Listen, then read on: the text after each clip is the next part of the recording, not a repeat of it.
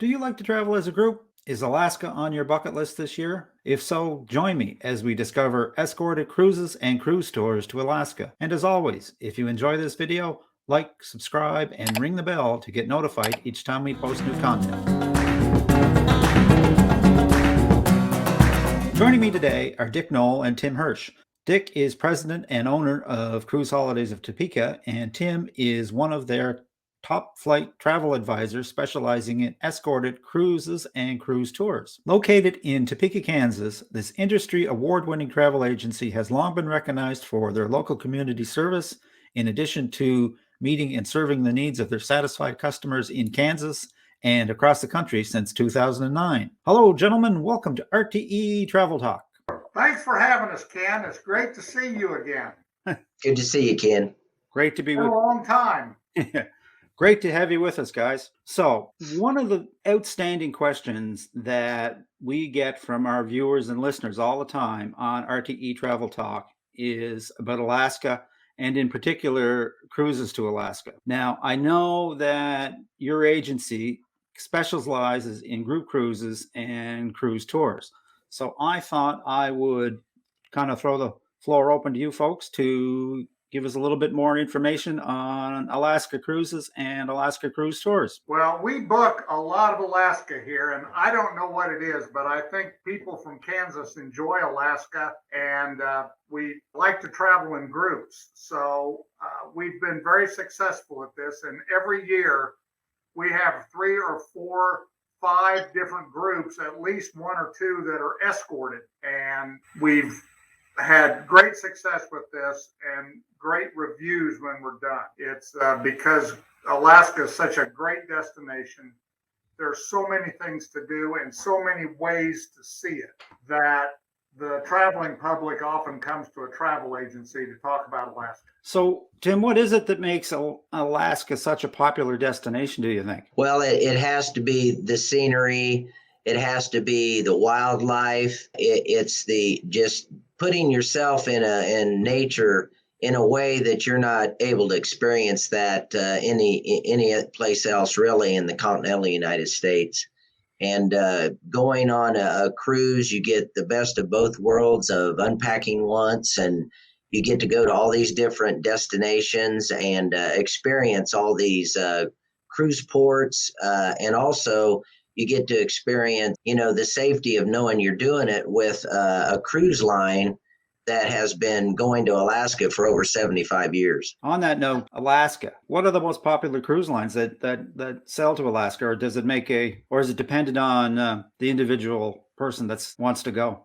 Well, there's some of that because the experiences might be a little bit different. I'd say that 70% of what we sell to Alaska is Holland America. Holland's been doing it longer than any of these cruise lines, and they have a particularly good product. They have smaller ships, which some people like, and they go to Glacier Bay, and a lot of the cruise lines don't do that. Okay. We've specialized in Holland America. We do events with Holland America and have just kind of gone down that road with them and have done it very successfully. Now, Norwegian is there, Royal Caribbean's there, Princess is there, Celebrity, and even the luxury cruise lines will do this as well. But again, virtually all of our groups are with Holland America. We've had a partnership with them from the beginning. Holland offers the widest range of product and the most opportunities to see Alaska the way the client wants to see it. And that's what's the most important. Okay. Tim, when we sail to Alaska, what's the average length of a cruise? Well, most of the cruises you can do are 7-day cruises, round trip. You can take a Seattle round trip back to Seattle, but you can do them in 7-day. You can do 10, 11, 12, up to 2 weeks. There's even 21-day ones that you can incorporate the Yukon into. And I think that's probably the one thing that most of our clients, they come back to us with feedback of saying they'll take a 7-day round trip cruise. And over 50% of the time, the people will come back and say, we wish we would have went on up to Denali and experienced the land part of Alaska. And what we try to counsel our clients to is that if you're going there and you're paying for the expense of flying to Vancouver and taking that, go to Denali because you're already there, and you don't experience Alaska to its fullest unless you do the land portion either to Denali or the Yukon, because it's breathtaking. I mean, I took pictures of it and you can't even describe with pictures what it looks like. So for the benefit of our listeners, what exactly is Denali? Well, Denali is a couple of things. It is a national park, and it's also the mountain, which we used to call Mount McKinley, which has now been named Mount Denali. It's the largest national park by surface area in the United States. And it's a great opportunity to see wildlife. With Holland America, that is included in the price of the cruise tour as long as you stay at Denali for 2 nights or more. And that's another reason we like it. You've got an automatic reservation with the National Park Service and their tour guide to take you up into the park. Tim, talk to me a little bit about, there's a cruise and then there's a cruise tour. What essentially is the difference? Well, the difference is just one, you're going to have 7 days of cruising, going to stop at 3 or 4 different ports, see Glacier Bay. You're going to go to Mendenhall Glacier. And then on the tour part, people do it 2 different ways. You can 11-day cruise and then 4 days or 5 days on land, or you can do the land portion first. Some people like to do that. So what you would do is go cruise from Vancouver all the way up to Anchorage, stay the night in Anchorage. Then you would leave on the McKinley Explorer, which is a domed car train, 360-degree view, so you can see everything in every direction on this train. And you're going to take that from Anchorage up to Denali. And Denali, they stay there at the McKinley Chalet, which is owned by Holland America. They're going to be there 2 or 3 days. And then from there, you're going to take a motor coach up to Fairbanks. You're going to stay basically a day and a half in Fairbanks, and then you will fly home from there. When you get to Fairbanks, you're about 32 miles from the Arctic Circle.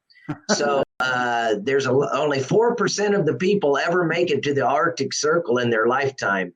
So it's a great opportunity to see something that virtually, single-digit people ever experience in their life. So that begs the question: when is the best time of year to go, and how should I dress? Is it cold?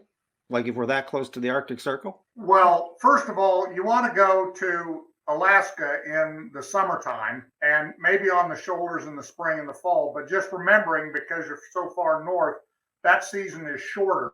So, spring really starts in May, and by September, we're well into fall. The best times to go are May through September. But those tours, inland tours, are really going to stop at the end of August. Okay. So really, the prime season is June through August. Those are the best times. If you go in June, you go maybe during the summer solstice and be there on the longest day of the year, and at 2 a.m., you're sitting out on your patio saying, is it time to go to bed yet? Or you're on the golf course playing midnight golf and working on your suntan. So it really all depends. Shorter as you move into August. Yeah. And in September, you've got the Aurora Borealis, which may start playing a part. And so lots of good times to go. Right. But not January and February. I don't imagine they get a lot of traffic in January and February. So the common perception is that it's cold in Alaska. And while that is sometimes true, of course, it's not always true. And in the summertime, it's summer. You have to be prepared for anything, though. And that means dressing in layers and being prepared with long pants, short pants, long sleeves, short sleeves, and being ready for the weather, whether it might start to rain in Glacier Bay. When you want to be out on the deck, you need to be prepared to be there if the weather's a little harsh. But it's not going to freeze on you. It's not going to be like a winter time, but the weather does change in Alaska. They do have a lot of difference in degrees, because if you're, when 2 years ago, when my wife and I went, it was 91 degrees when we got to Anchorage. I didn't even bring a pair of shorts. But then we snuggled up next to a glacier with the ship. It was 55 degrees. It's a very diverse climate. It's a temperate rainforest in a lot of areas. Even up in Ketchikan, which gets 155 inches of rain a year. Wow. So it's a very diverse climate. Wow. What, in your guys' opinion, is a do not miss if you're heading to Alaska? Well, I think you want to see the shore of Alaska and see the wildlife and the natural phenomena of the glaciers that are calving into the ocean, and the whale watching and the fishing and that kind of thing. But then going inland and seeing the mountain and the wildlife, and as Tim said earlier, just getting the total experience of Alaska when you go is really what you should strive to do. Do you get quite a number of cruisers Dick, that are repeat Alaska visitors? We do. We have people that it's the trip of a lifetime, and we have people that love it so much they go every couple of years. We have very experienced people doing it, and we have a lot of people going to Alaska for the first time. So it's a wide variety. So Tim, now I understand that one of the things that you like to do is escort. So when people look at a particular offer and it says that it's escorted, what are the advantages of going with an escorted group? Well, one of the advantages is just the experience that the person that's taking you, the things to do are the most important. And also, it's just building relationships. That's kind of the biggest thing with us.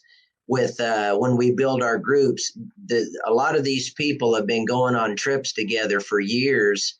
And Dick and Judy probably have escorted trips, since the time they have owned this business, where they have had 4 and 5 trips together, with the same group.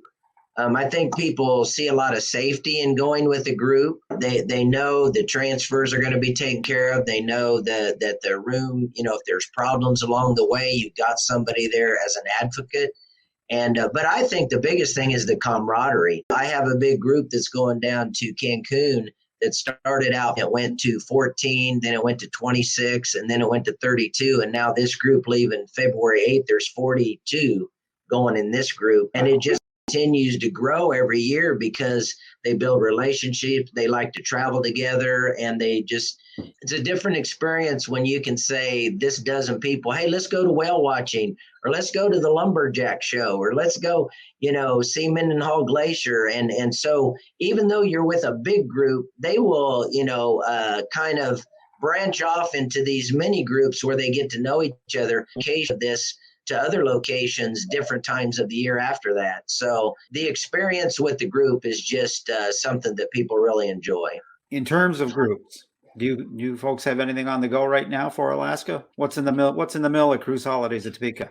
Well, Tim and I are both escorting groups to Alaska this year. And Tim's is going from July 17th to July 28th. And the one I'm leading is August 7th to August 18th. Tim has a group of folks that are going with him, a lot of whom know Tim. And the group I'm leading is through WIBW Television here in Topeka. And we have a television personality, Chris Fisher, that's going on this as well. So one of the things that we hear from people coming back from recent cruises is the impeccable service, because people are so happy to be back to traveling, and the crews and the casts of these ships are so happy to have people back, that the service is just absolutely out of this world.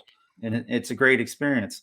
The cruise lines, they're not going to guarantee that COVID is not going to be on the ship, but the health and safety protocols that they have in place for each one of these is far and away better than any land resort, or it's, my particular view, and you guys can disagree with me, it's probably one of the safest ways to vacation at the moment. We're not going to disagree with you, Ken. We absolutely do agree.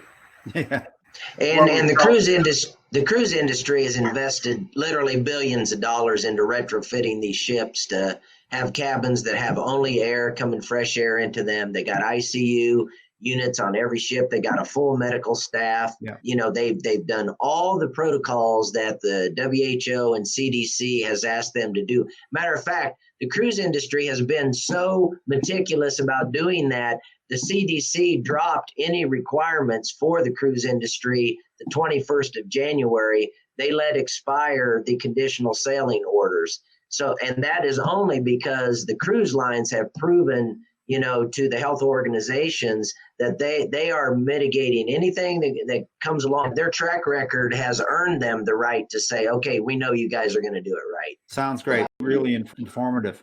If folks were looking to book into one of your groups or reach out to you about another cruise vacation or possibly land vacation, what's the best way to get hold of you? Our phone number is 785-271-9889.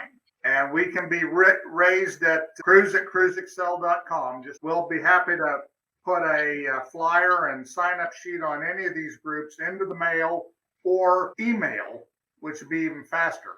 And Tim, when are you heading to Alaska? We are going July 17th, and we're going to be going then. We have 63 people going so far now in this group, and we've only got room for 100 more. So you really need to, call us right away, because once the other 100 our cabins are used up, we're not going to be able to take any more. So that cruise to Alaska sounds like the bee's knees to me. We'll have to have you back and do a review of your cruise tour to Alaska. What do you think? We'll be here. All right. Well, gentlemen, with that, I'm just going to wish you and your team happy travels. May the wind always be on your back, and we hope to see the two of you on a Lido deck real soon. Thanks for having us, Ken. Bye. Thanks for having us. This has been fun, Ken. All right. Take care, you guys. Thank you.